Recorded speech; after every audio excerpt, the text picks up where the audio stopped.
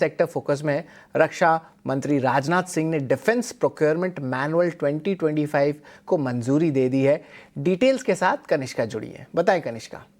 Defence stocks आज spotlight में है क्योंकि डिफेंस मिनिस्टर राजनाथ सिंह ने नई डिफेंस प्रोक्योरमेंट मैनुअल 2025 को अप्रूवल दे दिया है। ये मैनुअल आर्म्ड फोर्सेस के लिए प्रोक्योरमेंट को सिंप्लीफाई करेगा। प्राइवेट प्लेयर्स, एमएसएमई, स्टार्टअप्स और डीपीएसयूज इन सबको पार्टिसिपेट करने के लिए इनकरेज किया जा रहा है और दिए जा रहे हैं कई इंसेंटिव्स। एक बड़ा हाईलाइट है सप्लायर्स के लिए।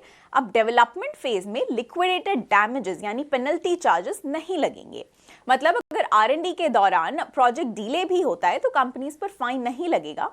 प्रोटोटाइप स्टेज के बाद भी पेनल्टीज काफी कम होंगी, सिर्फ 0.1% नॉर्मली, मैक्सिमम 5% और एक्सट्रीम डिले पर 10% तक। इसके अलावा सप्लायर्स को मिलेगी गारंटीड ऑर्डर्स की फैसिलिटी 5 साल तक के लिए, एक्सटेंशंस भी एक्सपेक्टेड है और direct technical support armed forces की तरफ से।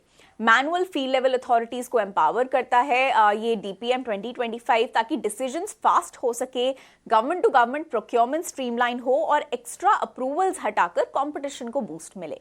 अगर लिस्टेड स्पेस की हम बात करें तो इसमें बेनिफिशियरीज हो सकते हैं प्राइवेट सेक्टर में जैसे कि एल&टी और भारत फोर्ज, इनोवेशन साइड पर डेटा पैटर्न, सोलर इंडस्ट्रीज और एमटा टेक, और पीएसयूज में एचएएल, बीईएल, बीडीएल और मैजगांव डॉक जैसे प्लेयर्स, इन सबको फायदा मिल सकता है। तो कुल मिलाकर डीपीएम 2025 एक बड़ा कदम है सेल्फ रिलायंस की तरफ और पूरे डिफेंस मिनिस्ट्री के लिए नए अपॉर्चुनिटीज होल्ड करता है। एब्सोल्युटली नई अपॉर्चुनिटीज़ है और मौजूदा सरकार जो है लगातार फोकस कर रही है डिफेंस, शिप बिल्डिंग स्पेस के स्वदेशीकरण, इंडिजिनाइजेशन को लेकर, और इसी तर्ज पर हम देख भी रहे हैं कि इस पूरे सेक्टर में काफ़ी बढ़िया विकास होता नज़र आ रहा है।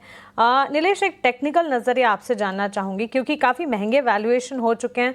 पिछले 6 महीने में डिफेंस शिप बिल्डिंग स्पेस की चाल काफ़ी ज़्यादा रिटर्न्स भी दिया, उसके बाद एक वक्त आया जबकि गिरावट हावी होती दिखी और ऑफ कोर्स वो डाउनसाइड भी दिखना ही था, लेकिन उसके बाद अगेन हम देख रहे हैं ब्रोकरेजेस के रेडार पर ये स्पेस आ चुका है।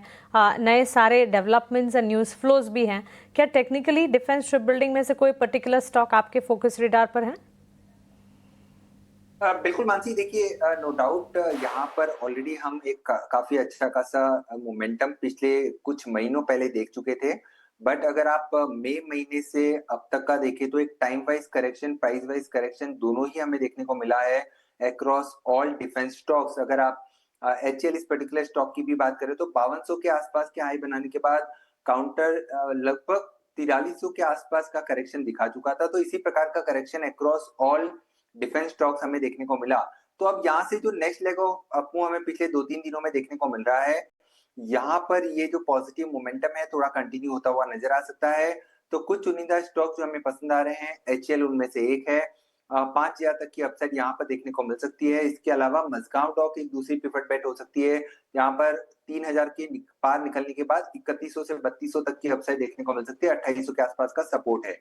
And similarly BDL, Bharat dynamic limited, ये पर्टिकुलर स्टॉक भी काफी अच्छा रिबाउंड दिखा रहा है, काफी अच्छे वॉल्यूम्स यहाँ पर पिकअप हुए हैं। तो बीडीएल पर भी नजर रख के चलने की सलाह होगी।